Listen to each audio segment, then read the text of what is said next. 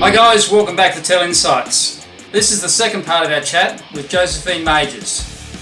It follows her football journey from starting at Penrith Emus to the very top of the elite world of Women's Rugby League. We also talked to Josie about overcoming the incredible loss of a mother and how she remained focused through such a difficult time to maintain her family, her work, and keep on striving in her rugby league journey. Josie's journey isn't finished, and there's plenty more to come. And we talk to her about her dreams for the future and her family. I hope you enjoy episode 2 of our chat with Josie Maejiires.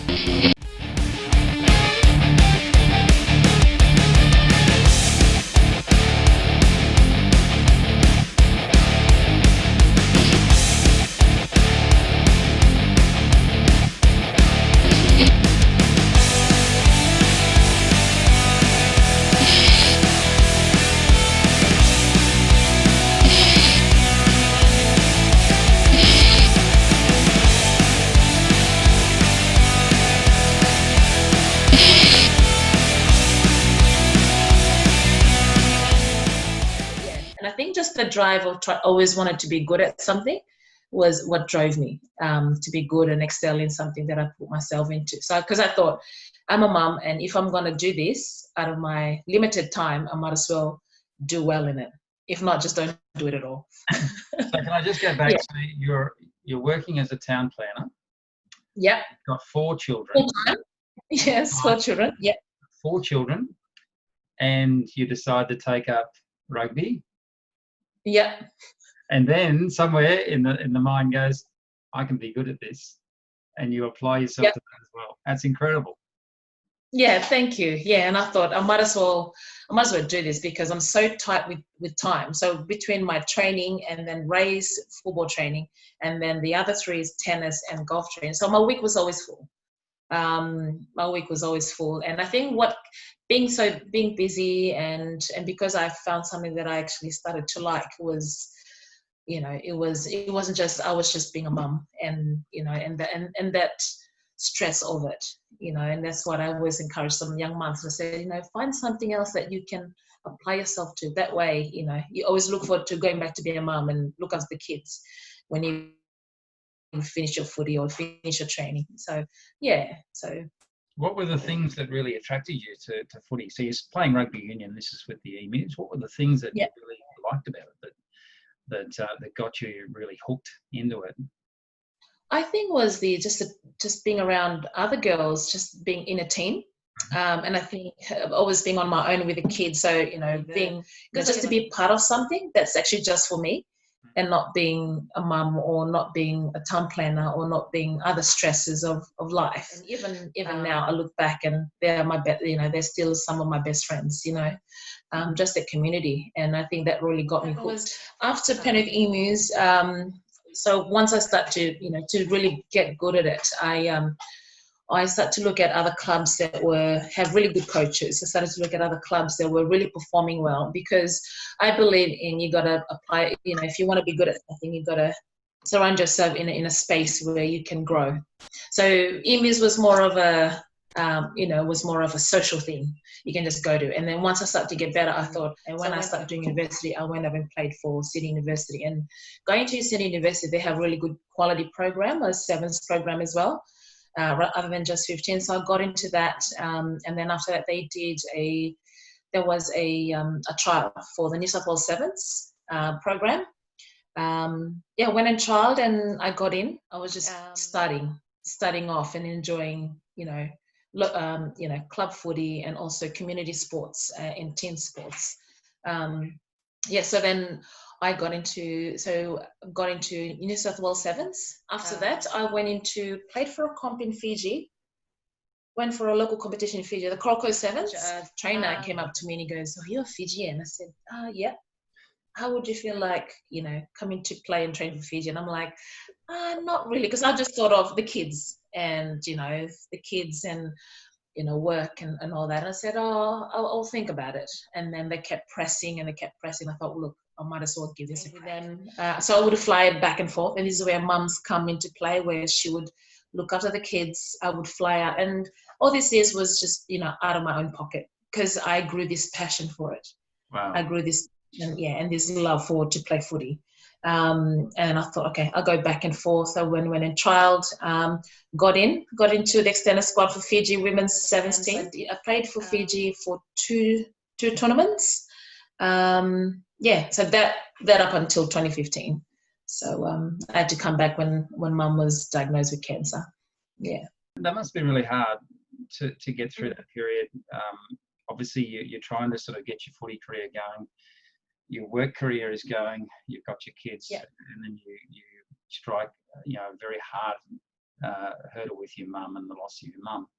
How do you get through that? What inside of you? What gets you through that journey, that tough journey? I think, and the worst thing on top of that was when I came back from camp for Fiji, they still have the spot open for me to come back and camp again to get ready for the Olympics. So we were already in the draft squad for the 2016 Olympics.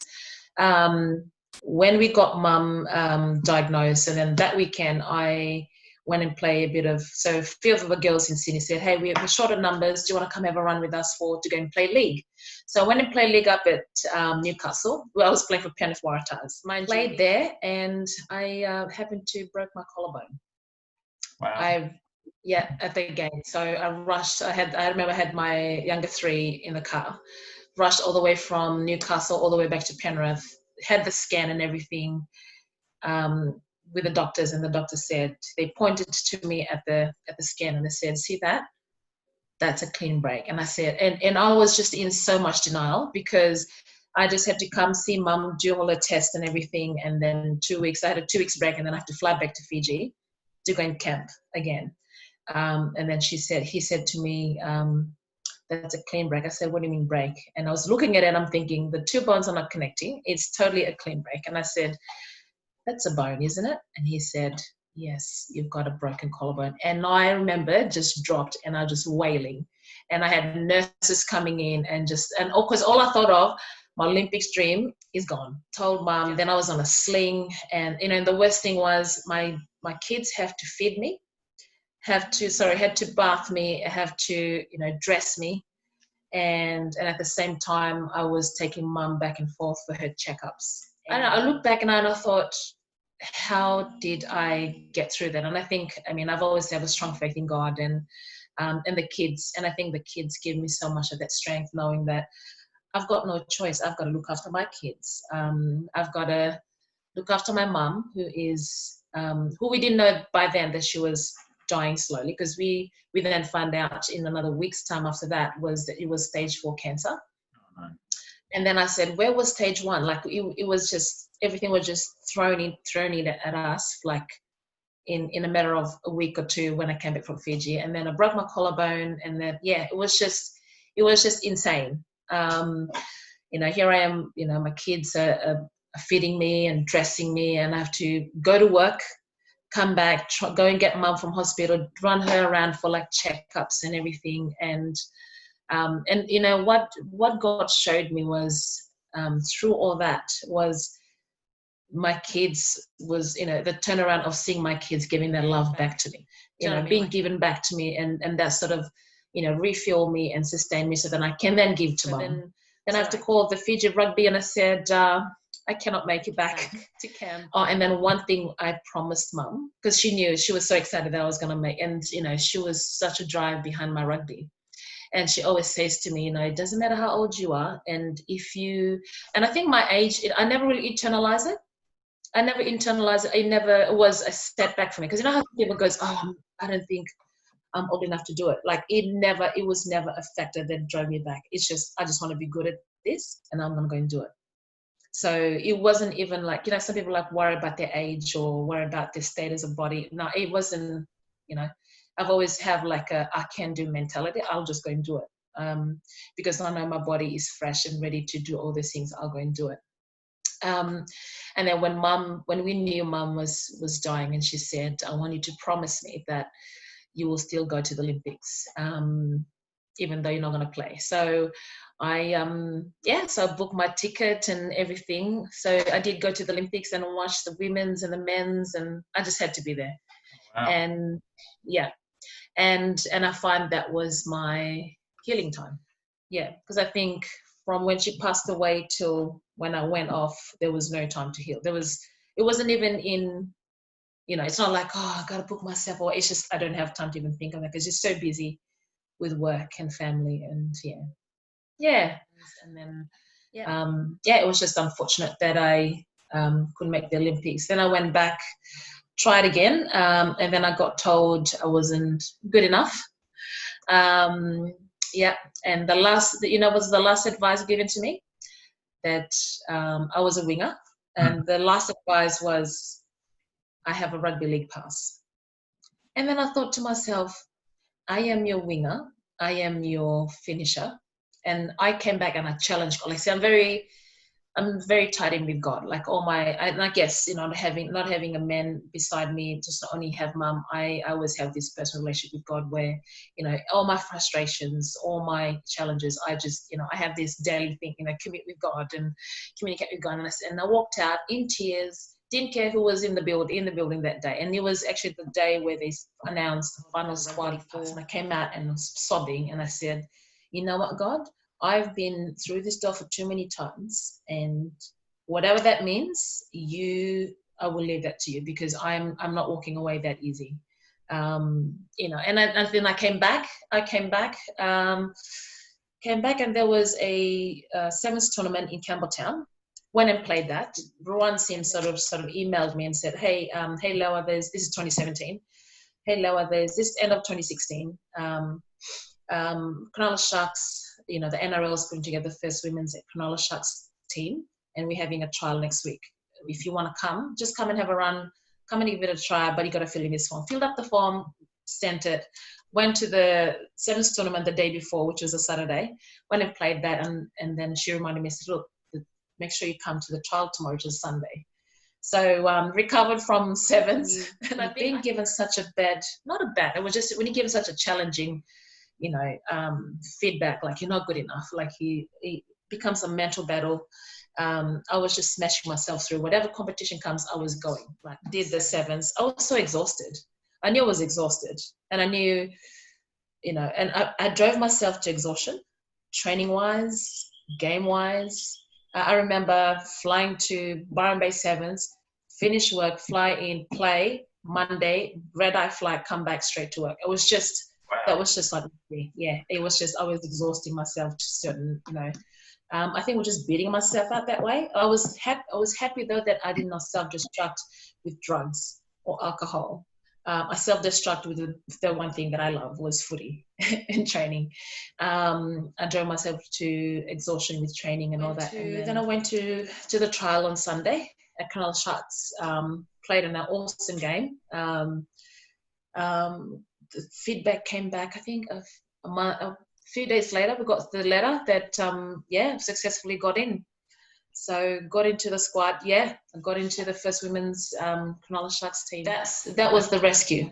I think that was just my, God's way of rescuing me. And this might be the door that I was actually supposed to be knocking.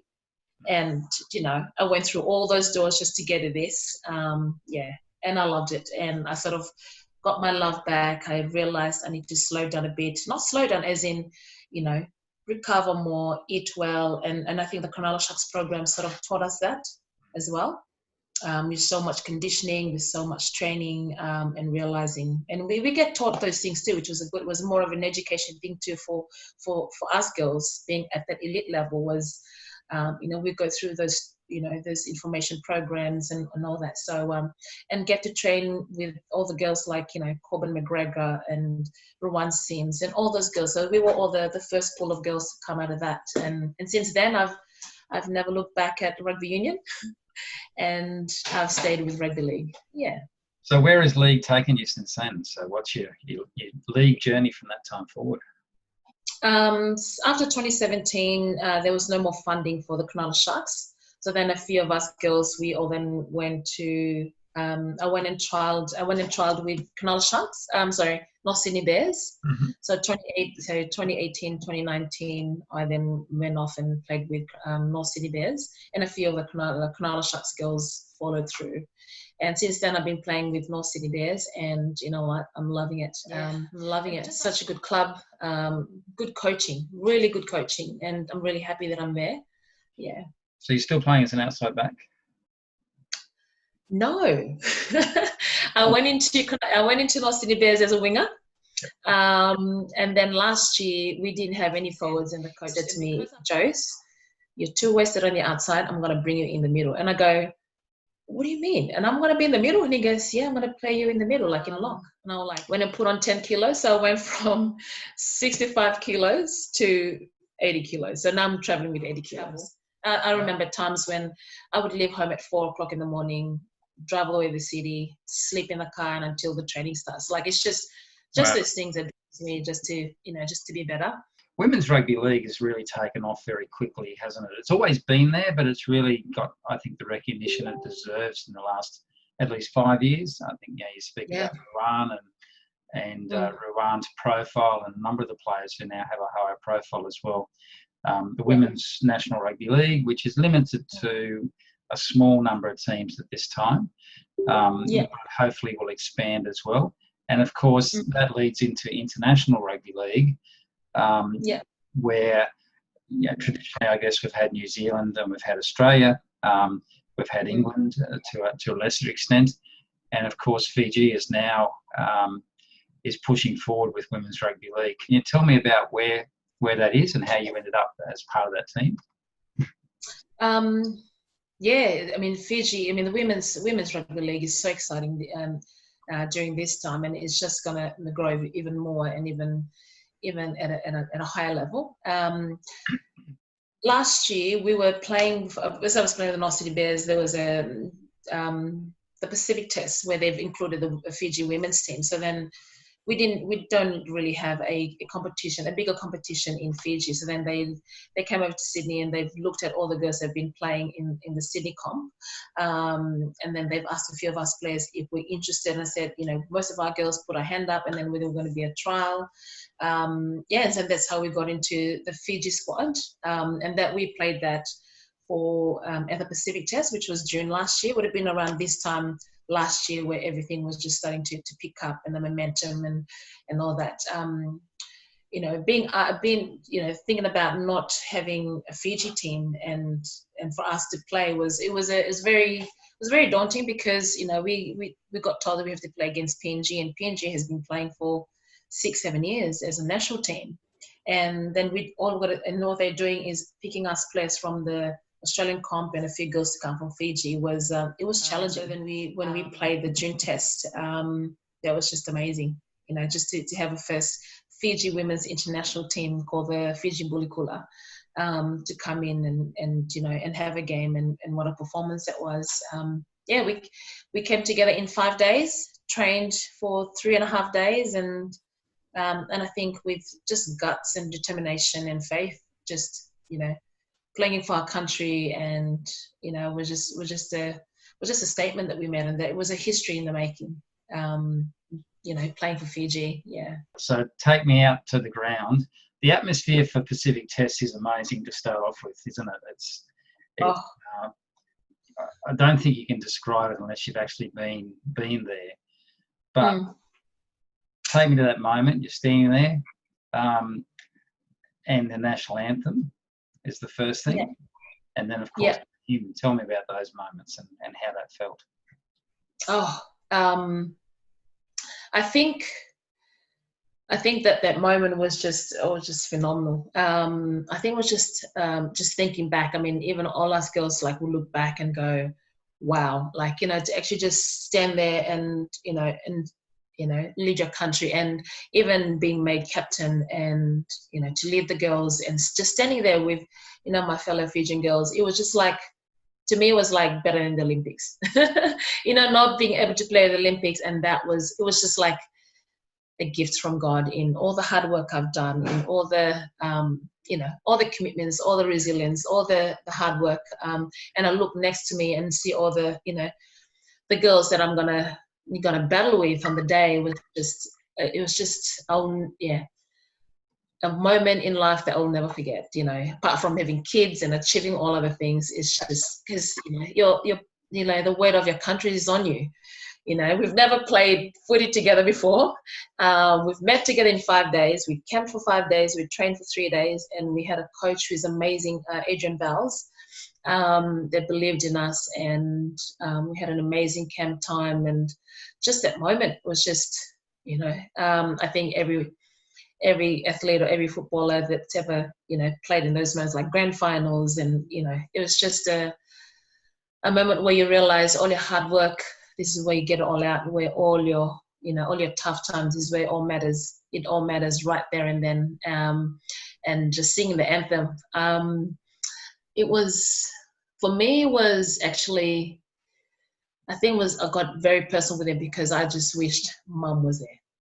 I just wish she was there on the grandstand and just, seeing, all the times she would come in and look after the kids while I go and train or fly in and out of the country, and just realizing, if you just keep pushing, if you just keep working hard, you'll never know what God has in store for you in the next door.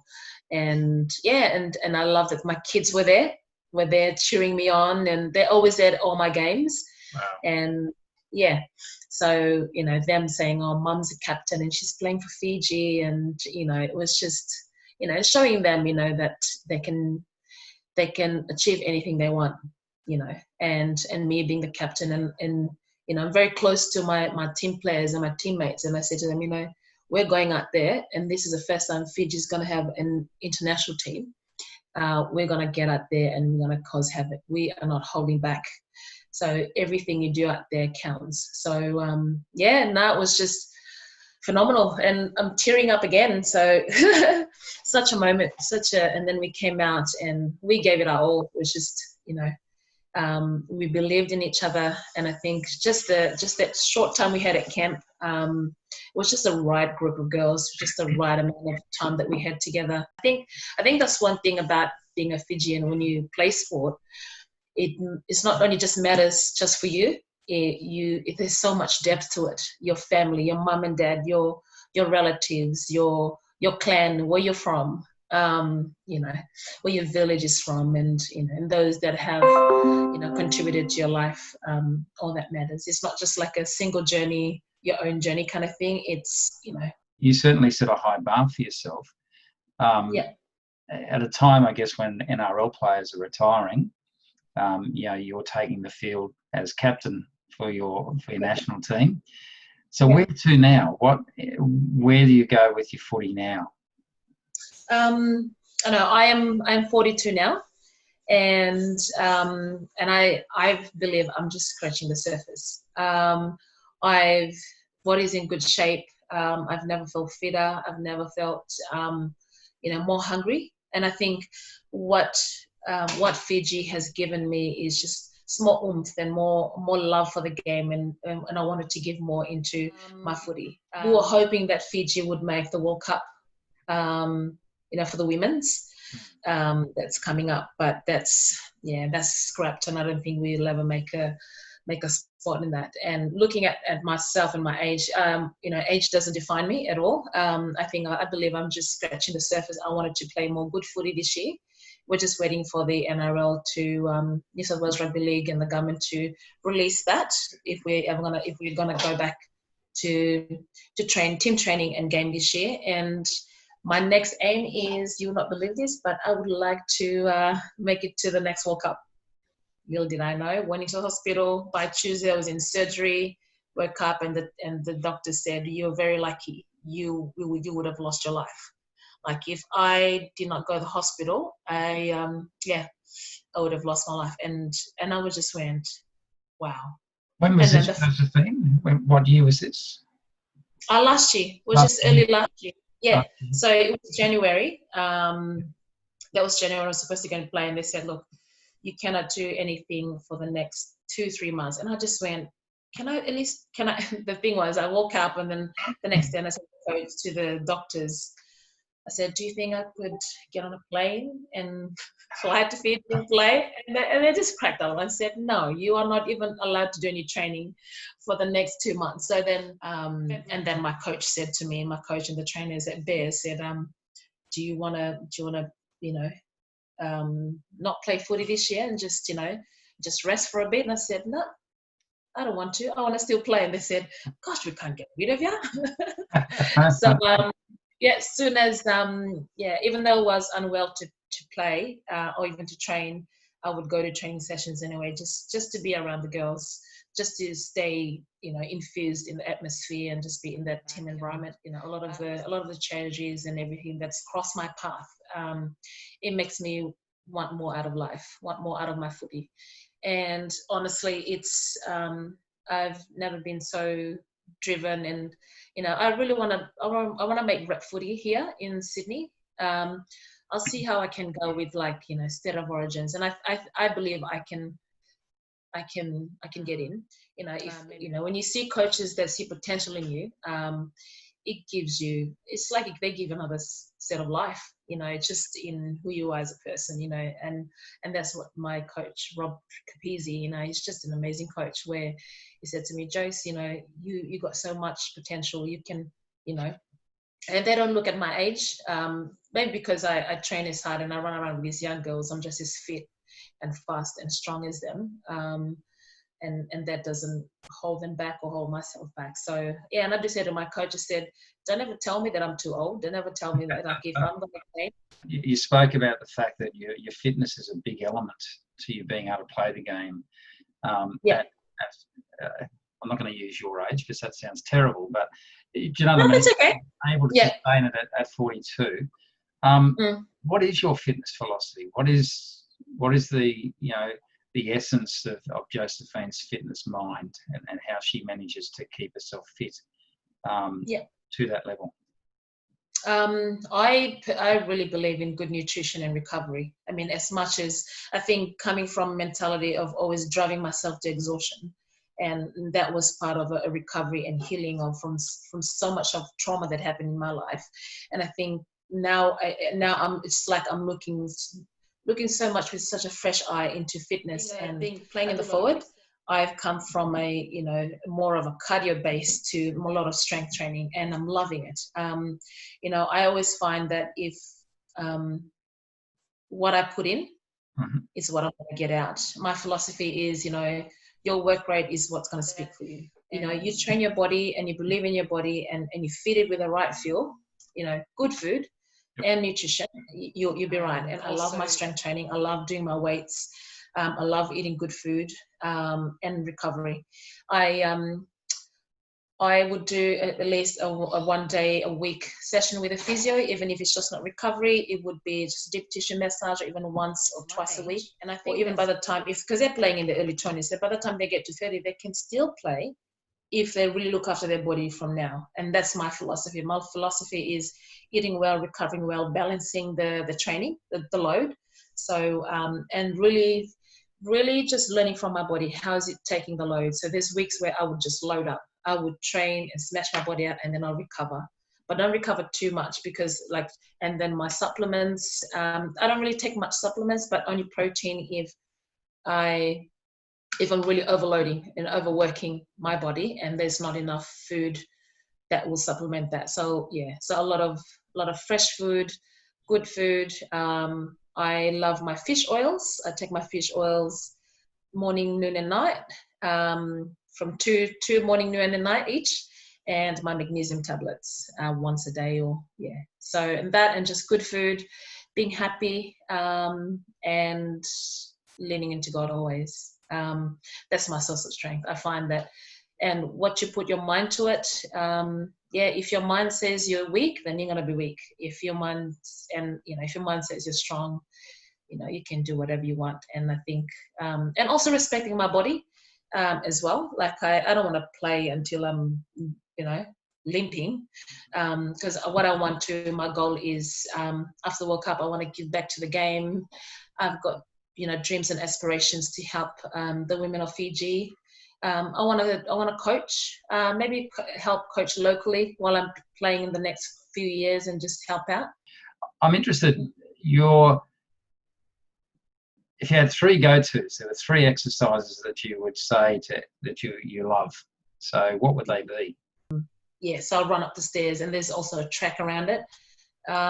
Weight sessions, I love my weight training, but I hate conditioning. but you got to do it. You got to get to do it. The field Malcolm? sessions with the yeah. Malcolm's are not your friend? I don't like Malcolms and I don't like burpees. But you know what? And that's the one thing about it. And I'm just like, you know what? Let's just do it. Yeah. Just those little challenges that, yeah. But it's good. I enjoy training, and that's one thing about it. I enjoy training. Not every time you feel like you want to get out of bed, but then once you have a goal in mind, and it becomes a habit. You just do it. You just go. Mm. What does family mean? What does family mean to you? Everything. I think just the way we're brought up. Granddad, my grandparents, they had 15 children. They always have a farm. We lived away from the village, so we always have our own settlement and our own farm. And I think seeing my grandparents hold their family down together.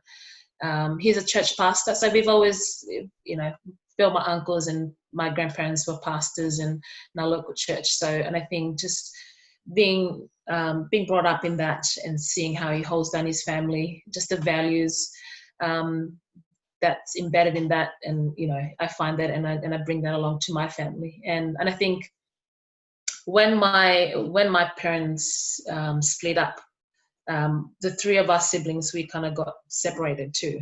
So I was lucky enough, I was blessed that I was raised by my grandparents. And then when that happened to me in my own family, in my own marriage, I promised myself, I will keep them together. I will maintain them and keep them together, because it's, there's so much separation like that. It can either destroy a child, or it can, it affects them in so many ways. So I was lucky. I was blessed that I was able to, with my degree and everything, I was able to bring them up on my own, and and hold them dearly. I would do anything, provide everything for them. It's my first responsibility. I find I always tell my kids, they always ask me questions. And I said, why don't you want to settle down again? And, while we're growing up. And I said, I find that one set of principles, one set of values and morals is so important, especially bringing them up. I said, I have all the time in the world to find a partner and settle down and all that. And I just find just bringing them right morals, right values, always been very so close, and they all compete together. They're all in a same competition together, so, and that's good. They get to train together, and they're always together. So even from home and school, and went to the same primary school and high school, and so nice. Yeah. With those three aspects, your work, your family, and your footy. Mm-hmm. What's the thread that ties them all together? What's the thing that you think sort of is common to all those things? And it might be one thing, it might be a number of things, but what's common to those that allow you to excel in footy, allows you to excel in work, obviously, and obviously allows you to excel with your family as well? I think just the standard I set for myself. I wanted to be always the best mum. I think I always want to give the best for my kids, knowing how I can do the best for myself, and the standard that I can, if I'm going to do footy, I might as well do the best in it. And being a mum, I don't see myself all the time as a single mum. I just know that I'm a mum and I'm wearing two hats. I'm going to give the best for them, and I would say I've provided the best for my kids. They're happy, they're grounded, they're settled. And footy, it's just, I think it's just having a standard, and having just, having a standard where you can, that sort of just drives me in those areas. Because when I go to footy, I said to the girls when we rock up to training, I said, girls, let's not waste time. I've only got this window, and I go back and I go sort out work, and I sort out the kids. Do you know what I mean?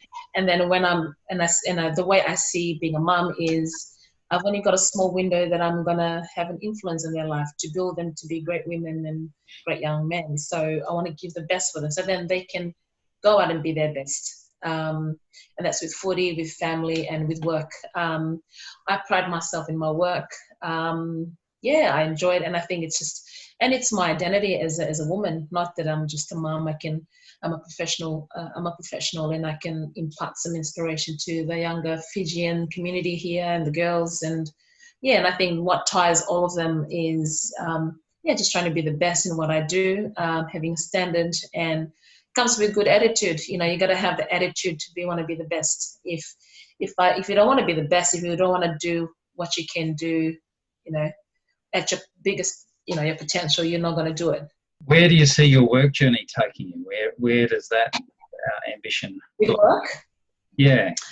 It's funny you've asked that, because when I was starting to excel in footy, I sort of held back with work. So I pulled away from permanent positions in council, but I still work for council, but I went into a contract.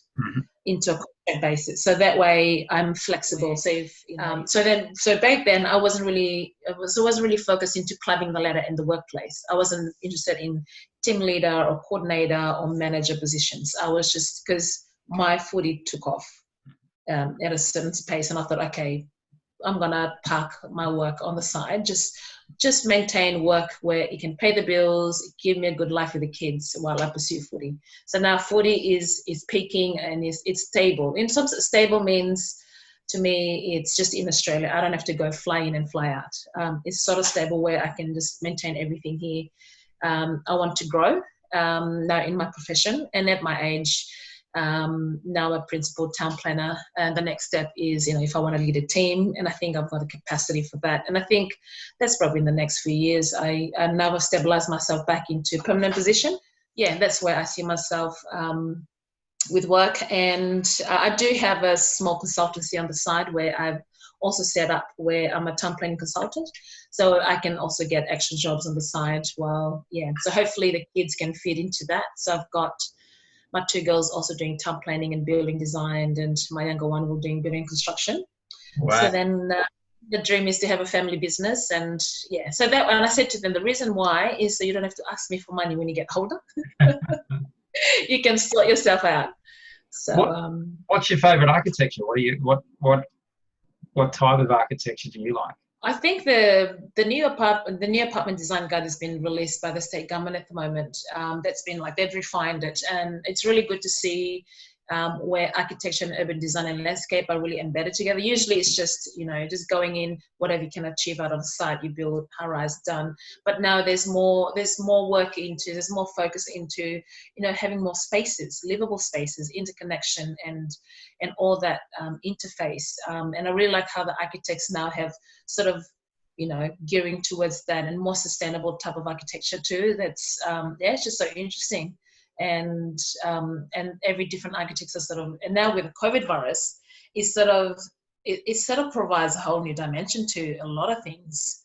Yeah. So and with that too, I love going to to workshops, and I usually just pay myself and go to different workshops, climate change, all those things, just keeping myself ahead with changes, and with urban design, with town planning and heritage. So yeah. And I think I've always got a quest for, wanting to know more, wanting to know, keeping up with the change and everything. So, and I've still got a good group of colleagues I went to uni with that I'm still in touch with, maintaining relationships. And I think that's what I wanted to work on more too, is maintaining good relationships and, networking more. And just building that base again, and reach that. So, yeah. Josephine, your journey has been absolutely incredible. Thank you. All the way from the farm in Fiji to doing the work that you're doing with the town planning and the heritage protection at the moment, through to captaining your country and still captaining your country, and of course raising 4 incredible young human beings as well. I really appreciate your time, and I really appreciate you sharing your journey. Thank you. Your insights, your resilience, and all aspects. So thanks very much for being on Tell Insights, Josephine. Oh, you're welcome. Thank you. Thank you for, providing the platform and the space where, I can share my journey, and, I hope is an inspiration to, to those that link in and hear, and, and just believing in yourself, and, go out there and achieve things that you can. You only live once. So true. Yeah. So true. Thanks, Josephine.